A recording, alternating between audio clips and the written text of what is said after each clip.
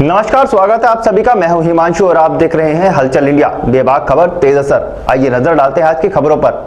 मुजफ्फरनगर जिला प्रशासन ने उत्तर प्रदेश सरकार में राज्य मंत्री कपिल देव अग्रवाल की सिफारिश के बाद जिले में प्रत्येक रविवार को संपूर्ण लॉकडाउन करने का निर्णय लिया है। रविवार के दिन सभी प्रकार के प्रतिष्ठान समेत एसेंशियल सर्विस भी पूर्ण रूप से बंद रहेंगी। साथ ही साथ आवाजाही पर भी पूरी तरह से रोक लगाई गई है, जिससे एकाएक बढ़े जिले में कोरोना संक्रमण की चेन को थोड़ा सा रोका जा सके। शुक्रवार को राज्य मंत्री कपिल देव अग्रवाल ने जिलाधिकारी को पत्र लिखकर सप्ताह में एक दिन 24 घंटे के संपूर्ण लॉकडाउन का प्रस्ताव रखा था, जिस पर जिलाधिकारी ने संपूर्ण लॉकडाउन की घोषणा करते हुए बाजारों समेत एसेंशियल सर्विस भी 24 घंटे के लिए पूर्ण रूप से प्रतिबंध लगा दी थी। कोरोना का संक्रमण शहर से गांव तक पहुंच गया है। शुक्रवार को एक साथ 19 मामले सामने आ जाने पर प्रदेश के राज्य मंत्री कपिल देव अग्रवाल ने रात में ही जिलाधिकारी सेल्वा कुमारी जी को पत्र लिखकर सप्ताह में एक दिन पूर्ण लॉकडाउन की बात कही थी। शनिवार को जिलाधिकारी सेल्वा कुमारी जी द्वारा इसे लेकर आदेश जारी करने के बाद से ही पुलिस प्रशासन द्वारा लगातार संपूर्ण लॉकडाउन का पालन करने की अपील की जा रही है। रविवार की सुबह से ही पुलिस प्रशासन हर नुक्कड़ और चौराहे पर मुस्तैद होकर घरों से बाहर निकल रहे लोगों को सख्ती से संपूर्ण लॉकडाउन का पालन करने की हिदायत देता नजर आया।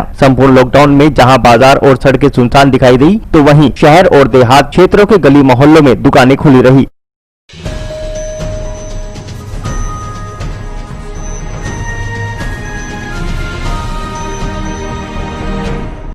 देश में बढ़ते कोरोना वायरस के प्रकोप के चलते लगातार कोरोना मरीजों की संख्या में बढ़ोतरी होती जा रही है। मुजफ्फरनगर जिले में प्रतिदिन कोरोना मरीजों के मिलने से प्रशासन में हड़कंप मचा हुआ है। 3 दिन पूर्व मीरापुर क्षेत्र के गांव चुड़ियाला में किशोरी की कोरोना के कारण मौत हो गई थी। किशोरी की मौत के बाद ग्राम प्रधान ने पूरे गाँव में सैनिटाइजर का छिड़काव कराया था। जिले में लगातार कोरोना पॉजिटिव लोगों की संख्या में बढ़ोतरी के चलते राज्य मंत्री कपिल देव अग्रवाल ने चिंता व्यक्त करते हुए जिलाधिकारी मुजफ्फरनगर सेल्वा कुमारी जी को पत्र लिखकर प्रत्येक रविवार को जिले में जनता कर्फ्यू लगाने का आग्रह किया था। राज्य मंत्री के आग्रह पर जिलाधिकारी ने पूरे जिले में प्रत्येक रविवार को जनता कर्फ्यू के आदेश जारी कर दिए थे। जनता कर्फ्यू को सफल बनाने में शनिवार की शाम से ही पुलिस ने क्षेत्र में लाउड स्पीकर द्वारा लोगों को जनता कर्फ्यू की जानकारी दे दी थी। रविवार को क्षेत्र व कस्बे के लोगों ने जनता कर्फ्यू में प्रशासन का पूर्ण सहयोग किया और समस्त बाजार बंद कर अपने घरों में ही रहने की अपील की। जनता कर्फ्यू को सफल बनाने के लिए पुलिस प्रशासन लगातार क्षेत्र में गश्त करता नजर आया।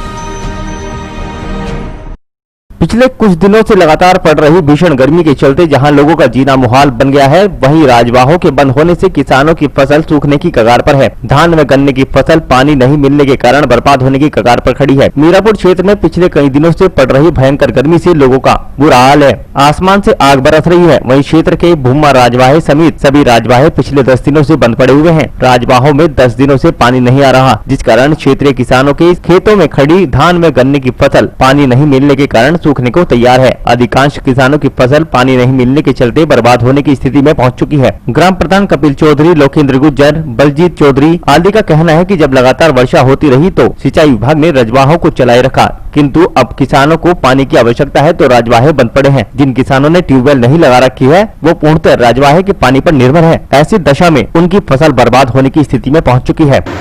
रजवाहे बंद होने से किसान जो है काफी परेशान है। किसान की जो है मुंजी की फसल तैयारी पे चल रही है, किसान मुंजी की फसल लगा रहा है, बाकी पानी नहीं मिल पा रहा है। किसान की गन्ने की फसल सूख चुकी है क्योंकि ऊपर से आग बरस रही है, लाइट इतनी आ नहीं पा रही है, तो किसान बहुत हताश है। और मैं जो हूँ ये रजवाए वालों को फोन भी किया था, तो अभी कह रहे कि 1 हफ्ता और बंद रहेगा, 1 हफ्ता पहले से बंद है। ये भारी नुकसान है क्योंकि 10-15 दिन पहले तो बारिश पड़ रही थी, इसकी जरूरत नहीं थी, ये परमानेंट चल रहा था। अब फसलों में सूखा पड़ रहा, ऊपर से आग बरस रही है और ना ही बिजली आ रही है। इस वजह से बहुत भारी नुकसान है, फसल चौपट होने को तैयार है।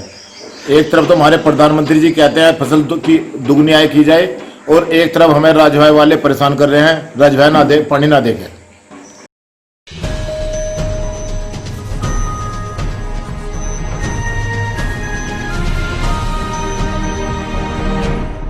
देहरादून के क्वारंटाइन सेंटर में युवक की आत्महत्या पर संबंधित नोडल अधिकारी व डॉक्टर को निलंबित करने के मुख्यमंत्री ने निर्देश दिए हैं। जिला अधिकारी को प्रभावी सर्विलांस के निर्देश भी दिए गए हैं। मुख्यमंत्री ने कहा कि आशा व आंगनबाड़ी कार्यकर्ताओं की सहायता से सर्विलांस को बढ़ाया जाए। यह सर्विलांस नियमित रूप से होना चाहिए। वर्तमान परिस्थितियों के अनुरूप लोगों में व्यवहारात्मक परिवर्तन लाने होंगे। देहरादून के क्वारंटाइन सेंटर में युवक की आत्महत्या पर संबंधित नोडल अधिकारी व डॉक्टर को निलंबित किया जाए। कोविड-19 से संबंधित हर व्यक्ति की ऑडिट कराई जाए। शनिवार को मुख्यमंत्री उत्तराखंड त्रिवेंद्र सिंह रावत ने सचिवालय में वीडियो कॉन्फ्रेंसिंग के द्वारा जिलाधिकारियों के साथ प्रदेश में कोविड-19 की स्थिति की समीक्षा की।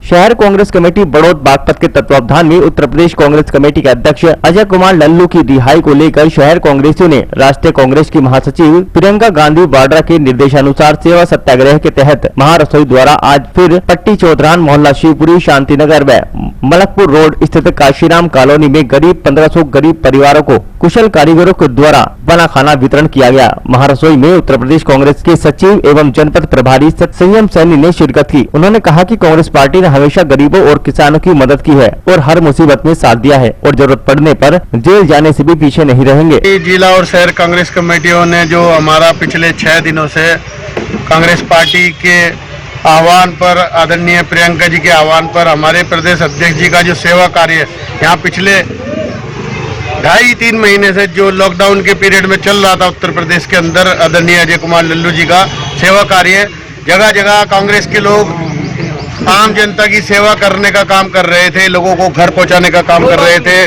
लोगों को राशन भोजन की व्यवस्था कराने का काम कर रहे थे। उसमें रुकावट डालने की नीयत से जो उत्तर प्रदेश की मौजूदा सरकार ने उनको गलत धाराओं में गलत इल्जाम लगा करके जो गिरफ्तार करने का काम किया, हम उसी के बताने के लिए सरकार को कि हमारा सेवा कार्य आपके इस तरीके के जुल्म और ज्यादती से रुकने वाला नहीं है। और हमने उसको फिर ऐलान करके 6 दिन का कार्य अपना जो है पिछली 5 तारीख से और आज 12 तारीख तक हमने जो है 25 लाख लोगों को पूरे उत्तर प्रदेश में भोजन उपलब्ध कराने का हमारे सभी जिला शहर कांग्रेस कमेटियों ने किया।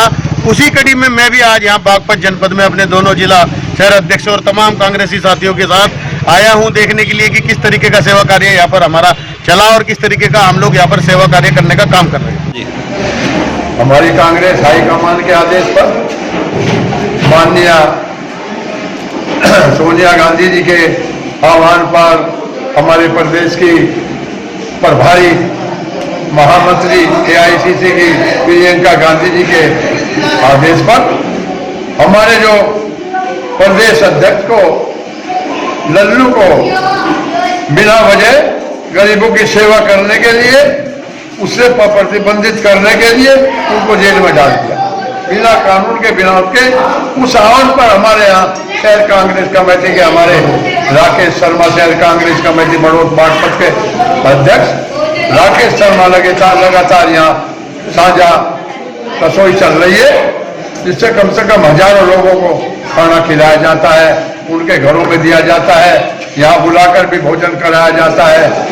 इसलिए चूंकि ये जब तक कार्यक्रम हमारा चलता रहेगा, जब तक लल्लू जी को आजाद नहीं किया जाएगा, ये गांधीगिरी की जो हमारी नीति है, जो गांधी जी ने अहिंसा का कार्यक्रम कांग्रेस से चलाया था, आज फिर उसी कार्यक्रम के अनुसार कांग्रेस पार्टी हमारे यहाँ की शहर कांग्रेस कमेटी राकेश शर्मा अध्यक्ष जी के नेतृत्व में कार्य कर रही है। हमारे पुराने कांग्रेसी सब लगे हुए कंधे से कंधा मिलाकर सब काम कर रहे हैं। मैं आह्वान करता हूँ इस बात का, इस निर्दयी सरकार से कि हम तो गरीबों की सेवा करते ही रहेंगे। कांग्रेस को तो आदत है गरीबों की सेवा करने की, प्रत्येक हर समय गरीबों की सेवा की है, इस बार भी करेंगे। इसके साथ साथ हम गांधीगिरी के आधार पर ये भी कहना चाहते हैं कि हमारे अजय लल्लू जो हमारे प्रदेश कांग्रेस कमेटी के अध्यक्ष हैं, उनको भी तुरंत रिहा करें और कानून को व्यवस्था को रखें और गरीबों की हमदर्दी, जो गरीबों के हमदर्द हैं, उनको राहत दें। इसी के साथ जय हिंद।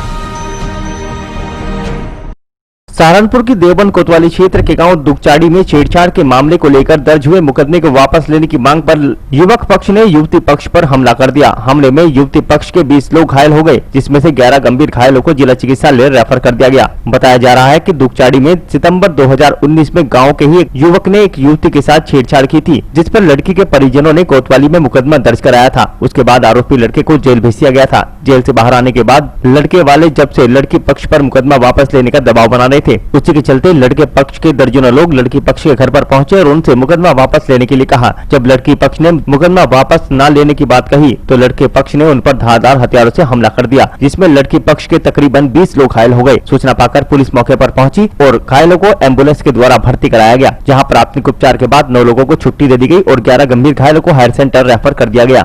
हमारे परिवार पर आकर दूसरे पक्ष ने हमला करा और छिट्टा और धारदार हथियारों तक मारा और मारने की हालत में गंभीर हालत में गिर दिया। उन्हें 5-4 को रेफर कर दिया गया और गंभीर हालत में पहाड़ों तो काट रखे, धारदार हथियारों तो सारे काट के गिर रखे। परिवार सिर्फ घर के 10 आदमी थे घर के नहीं, और उन्होंने पूरे 100-150 आदमी आकर इकट्ठे होकर उन पर रिश्तेदार भी बाहर से बुला रखे थे और उन्हें बुरी तरह से सरस्वती को घायल किया।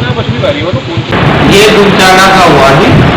हम 20 लोग आए थे हमारे पास, 20 लोगों का हमने मेडिकल और इलाज किया है, उनमें पट्टी वट्टी की है और उनमें से 11 लोगों को हम लोगों ने सहारनपुर डिस्ट्रिक्ट हॉस्पिटल के लिए भेजा है।